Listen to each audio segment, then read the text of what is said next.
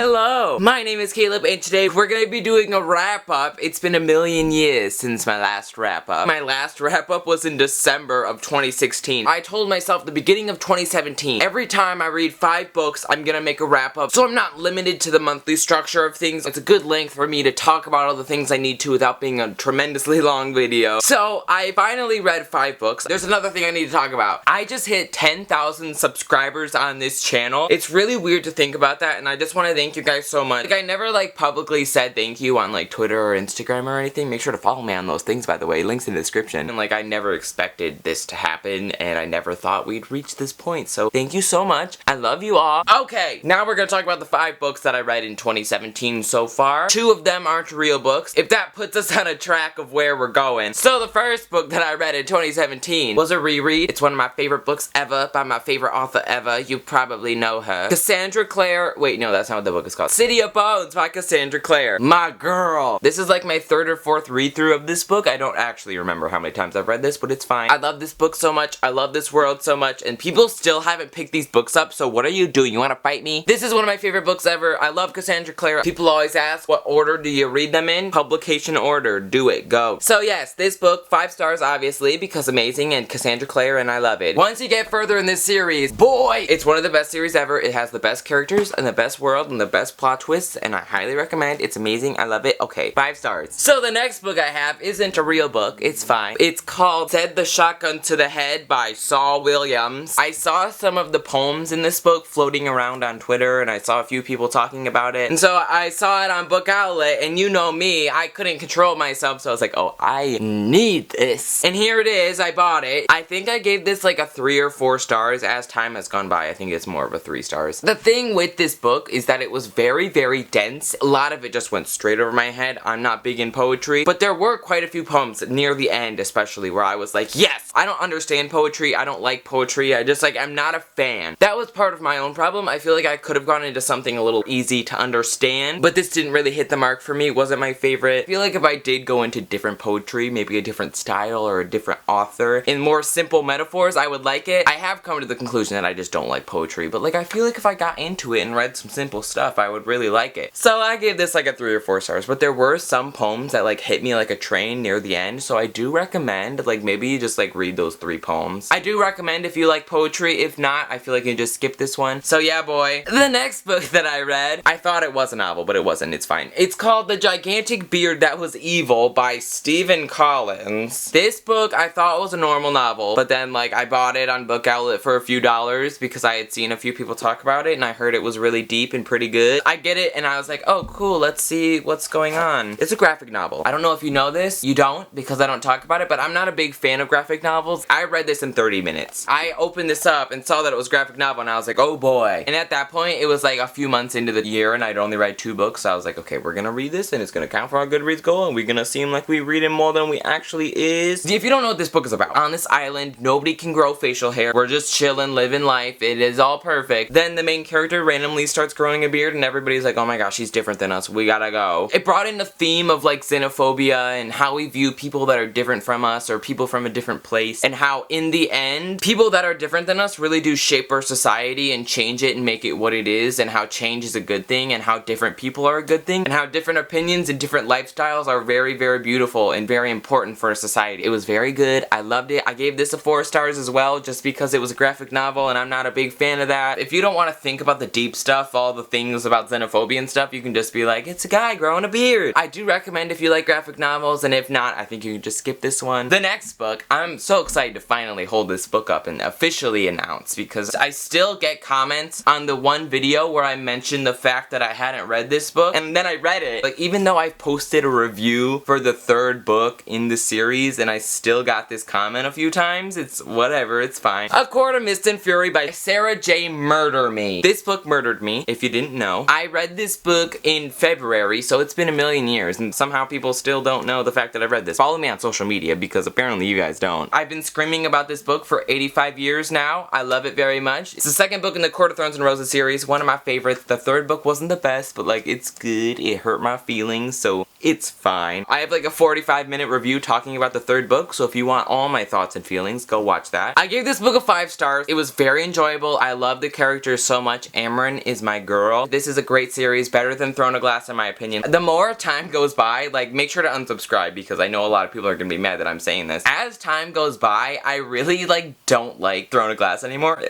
Like, I'm to the point where I'm like, okay, like, Queen of Shadows felt like a finale. We did it. We're done. Like, I feel like I don't need to read Empire of Storms. I have no desire to read Empire of Storms or the new Chaoul book that's coming out. So we'll see if I continue with that series. I probably will because everybody will be getting the book on release day and then it's gonna be an Empire of Storms situation where I'm gonna be like, I'm gonna walk all the way there to get it. So yeah, that's what's happening. I gave this a 5 stars. Sorry for the tangent. I finally read it, so stop commenting on the videos where I said I haven't read it. Okay, moving on. Lady Midnight by Cassandra Clare. I don't know why I finished ACOMAF and I was destroyed and then my first thought was like, oh, we can go read Cassandra Clare book. That's not gonna leave me wrecked. If you don't know, I've read this book several times. I read it the first time last year when it came out. Then I went back and started to reread it, taking notes, and then I stopped taking notes, and then I stopped rereading it because I was like, I'm not being productive. And then here we are, and I picked this book up. I was like, okay, I'll finish my reread. And then I started the reread, and I'd forgotten a lot of small things, like they'd mentioned something, I'd be like, wait, I don't remember exactly what this was. And then I went back and I reread the whole thing. This is definitely her best first book in a series. 5 stars, definitely. I love the Dark Artifices. I love Emma and Julian, except like it freaks me out because like I'm shipping them low-key, but also I'm like, y'all are about to destroy everything, but it's fine. So these were the books that I read in 2017 so far. Let me know what your favorite books in 2017 have been so far. What books have you hated? Because I got myself quite a few. Thank you guys so much for watching. I hope you enjoyed and I will see you in my next video. Goodbye!